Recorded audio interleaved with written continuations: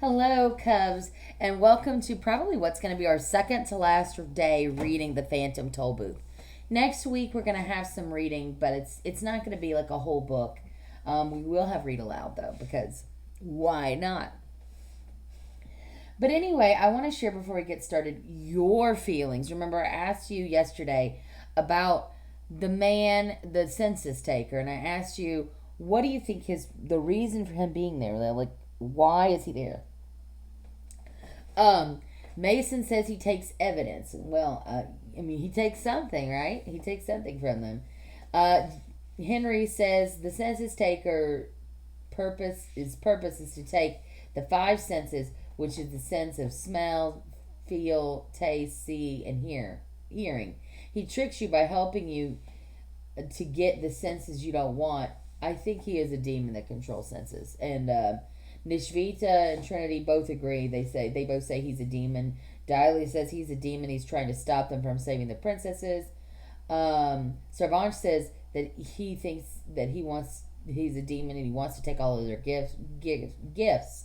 But and of course Ion says he agrees with Nishvita, who says he's a demon. So I think in general you guys are right. I think he's not a nice guy. I don't think he's a nice guy. I really don't. All right. So, oops, that's where we're going to stop today. So here we go. We're going to stop right here. And we stopped right at the beginning. And I'm going to reread the beginning of this page, because we're just about to come to the castle in the air, right? Where the princesses are. And if we look at here, it means that they've gone all over all of these mountains. And then they've come up here to the castle in the air. And it's not even really on our map because it's so far up, right? All right, here we go. Like a giant corkscrew, the stairway twisted through the darkness, steep and narrow, with no rail to guide them. The wind howled cruelly in an effort to tear them loose, and the fog dragged clammy fingers down their backs.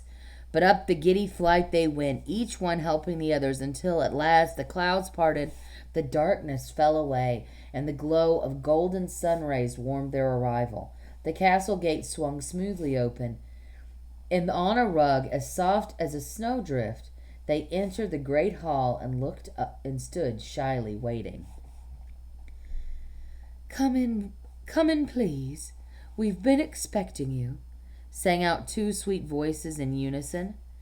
At the far end of the hall, a silver curtain parted, and two young women stepped forward. They were dressed all in white, and they were beautiful beyond compare. One was grave and quiet, with a look of warm understanding in her eyes. The other seemed gay and joyful. Remember, in this case, gay means happy. "You must be the Princess of Pure Reason," said Milo, bowing to the first.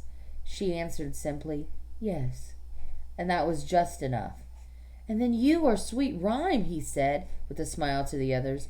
Her eyes sparkled brightly, and she answered with a laugh as friendly as the mailman's ring when you know there's a letter for you. "We've come to rescue you both," explained Milo very seriously. "And the demons are close behind," said the worried humbug, still shaky from his ordeal. "And we should leave right away," advised Talk. "Oh, they won't dare come up here," said Reason gently, "and we'll be down there soon enough." "Why not sit for a moment and rest?" suggested Rhyme. "I'm sure you must be tired. Have you been traveling all day? Have you been traveling long?" "Days," sighed the exhausted dog, curling up on a large downy cushion. "Weeks," corrected the bug, flopping into a deep, comfortable armchair, for it did seem to him that way. It has been a long trip," said Milo. Sorry about that, guys. Said Milo, climbing onto the couch where the princesses sat. "But we would love to have been here sooner if I hadn't made so many mistakes. I'm afraid it's all my fault." "You must never feel badly about making mistakes," explained Reason quietly, "for as long as you take the trouble to learn from them. For you often learn more by being wrong for the right reasons than you do by being right for the wrong reasons. But there's so much to learn, he said with a thoughtful frown. Yes, that's true, admitted Rhyme. But it's not just learning things that's important. It's learning what to do with what you learn and learning why you learn things at all that matters. So let's read that again. Yes, that's true, admitted Rhyme, but it's not just learning things that's important. It's learning what to do with what you learn and learning why you learn the things at all that matters. That's just what I mean, explained Milo as Talk and the exhausted Bug drifted quietly off to sleep. Many of the things I'm supposed to know seem so useless that I can't see the purpose of learning them all. And I think that this part, before I get there, is a very important part in the book. You may not see it now, said the Princess of Pure Reason, looking knowingly at Milo's puzzled face. But whatever we learn has a purpose, and whatever we do affects everything and everyone else, even in the tiniest way. Why, when a housefly flaps his wings, a breeze goes around the world. When a speck of dust falls into the ground, the entire planet weighs a little more. And when you stamp your foot, the earth moves slightly off its course. Whenever you laugh, gladness spreads like ripples in a pond. And whenever you're sad, no one anywhere can be really happy. It's much the same thing with knowledge. Whenever you learn something new, the whole world becomes that much richer. And remember also, added the Princess of Sweet Rhyme, that many places you would like to see are just off the map, and many things you want to know are just out of sight or a little beyond your reach. But someday you'll reach them all. For what you learn today, for no reason at all, will help you discover all the wonderful secrets of tomorrow. I think I understand, he said, still full of questions and thoughts. But which is the most important? And at that moment the conversation was interrupted by a far-off chopping noise. With each loud blow, the entire room and everything in it shook and rattled. Down below, on the murky peak, the demons were busily cutting the staircase loose with axes and hammers and saws. Before long, the whole thing collapsed with a tremendous crash, and the startled humbug leaped to his feet just in time to see the castle drifting slowly off into space. "We're moving!" he shouted, which was a fact that had already become obvious to everyone. I think we'd better leave now, said Rhyme softly, and Reason agreed with a nod. But how will we get down? Groaned the humbug, looking at the wreckage below. There's no stairway, and we're sailing higher every minute. Well, time flies, doesn't it? Asked Milo. On many occasions, barked Talk, jumping eagerly to his feet. I'll take everyone down. Can you carry us all? Inquired the bug. For a short distance, said the dog thoughtfully. The princesses can ride on my back, Milo can catch a hold of my tail, and you can hang on to his ankles. But what of the castle in the air? The bug objected, not very pleased with the arrangement. Let it drift away, said Rhyme, and good riddance, added Reason, for no matter how beautiful it seems, it's still nothing but a prison. What do y'all think about that? Talk then backed up 3 steps, and with a running start, bounded through the window with all his passengers and began the long glide down. The princesses sat tall and unafraid. Milo held on tight as he could, and the bug swung crazily like the tail on a kite. Down through the darkness they plunged, to the mountains and the monsters below. Woo! Now, here we go. There's them going down. So I'm going to keep reading, but this is a pretty exciting time. We are almost at the climax of our book. That means that very most part of our book where we don't know what's going to happen. Are they going to survive, or are they going to get caught by the demons? Chapter 19, The Return of Rhyme and Reason. Sailing past 3 of the tallest peaks, just over the outstretched arms of the grasping demons, they quickly reached ground and landed with a sudden jolt. "Quick!" urged Hawk. "Follow me. We have to run for it." With the princesses still on his back, he galloped down the rocky trail, and not a moment too soon, for pounding down the mountainside in a cloud of clinging dust and choruses of chilling shrieks came all the loathsome creatures who chose to live in ignorance and who had awaited so very patiently. So all the things that had lived choosing to not get knowledge, right? Choosing to not have knowledge and learn. Thick black clouds hung heavily overhead as they fled through the darkness, and Milo, looking back for just a moment, could see awful shapes coming closer and closer. Just to the left, and not far away, were the triple demons of compromise, one tall and thin, one short and fat, and the third one exactly like the other two. As always, they moved in ominous circles, for if one said here, the other said there, and the third always agreed perfectly with both of them. And since they always settled their differences by doing what none of them really wanted, they rarely got anywhere at all, and neither did anyone they met.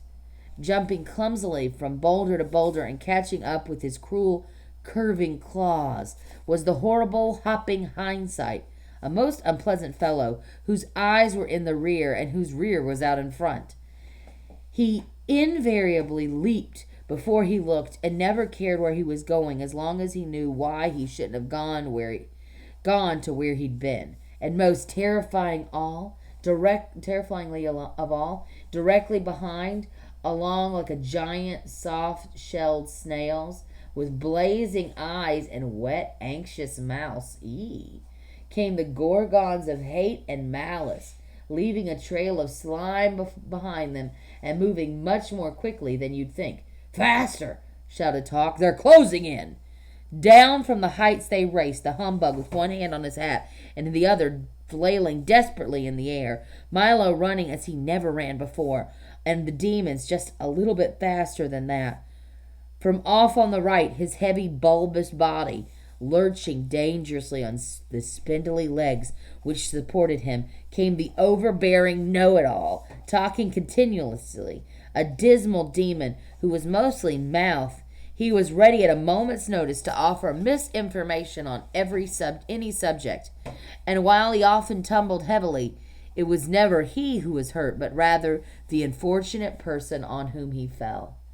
Next to him, just a little behind, came the gross exaggeration, whose grotesque features and thoroughly unpleasant manners were hideous to see, and whose rows of wicked teeth were made only to mangle the truth. They hunted together, and they were bad luck to anyone they caught. Riding along the back of anyone who'd carry him was the threadbare excuse, a small, pathetic figure whose clothes were worn and tattered, and who mumbled the same things again and again in a low but piercing voice. I've been sick. But the page is torn out. I missed the bus. No one else did it. Well, I've been sick, but the page was torn out. I've missed the bus. Well, but no one else did it. He looked quite harmless and friendly, but once he grabbed on, he almost never let go.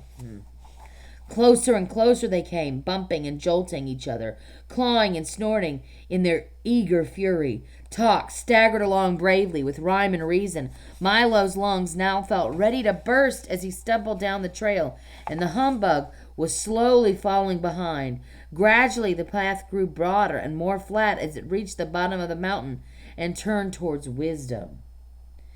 Ahead lay light and safety, but perhaps just a bit too far away, and down came the demons from everywhere, frenzied creatures of darkness lurching wildly to there, and there they are. So there's the the hindsight demon, right? And I bet that's malice and hate. Look at them all. Here they all are. They all look really creepy. There's the dirty bird, right? There's the gelatinous giant. Here's the no, that's the dirty bird, the ever-present word section. Excuse me. There's lots of them. Ugh. There's the man with no face. All right. Where am I? Sorry, guys. Lurching wildly to their prey. From far off in the rear, the terrible Trivium and the wobbly gelatinous giant urged them on with glee. And pounding forward with a rush came the ugly dilemma, snorting steam and looking intently for someone to catch on the ends of his pointed horns, while his hoofs bit eagerly on the ground. The exhausted humbug swayed and tottered on his rubbery legs, a look of longing on his anguished face. "I don't think I can," he gasped as a jagged slash of lightning ripped open the sky and thunder stole his words. Closer and closer the demon loomed as the desperate chase neared its end. Then, gathering themselves for one final leap, they prepared to engulf first the bug, then the boy, and lastly the dog and his 2 passengers. They rose at once, and that's the end of our climax. What will happen? And that's what we'll find out tomorrow. We're going to end at the climax today. But before we do that, some of my favorite parts in this book are in the little bit of time that Milo gets with Rhyme and Reason before they jump out of the castle in the air. And I think that there's one part in here which Miss Candleberry, and I want to read it again because I think it's such an important point that they make. There's 2 really points that they make. So you could kind of think about either of these lessons. But I want you to think, as you can see in this book, especially my friends who are in Cool, Daring, Excellent, have been doing this work. In this book, we've had the topic of learning and education come up over and over and over again. And I want you to think about what theme Norton Juster, or one of the themes Norton Juster wants you to learn, wants you to take from this book. Like, what is a lesson a theme, guys, for those of you who haven't been studying this, is a lesson that you can apply to any situation.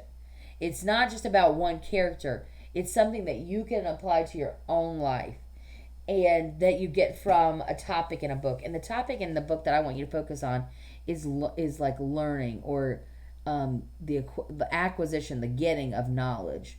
Because I think that this book about the kingdom of wisdom is very much about that. And I think that you can take lots and lots of different themes about that same topic.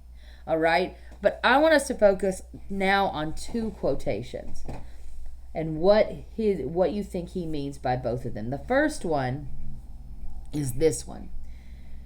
"You must never feel badly about making mistakes as long as you take the trouble to learn from them, for you often learn more by being wrong for the right reasons than you do by being right for the wrong reasons." And then this part right now is my favorite. This little part is my favorite part of this whole book.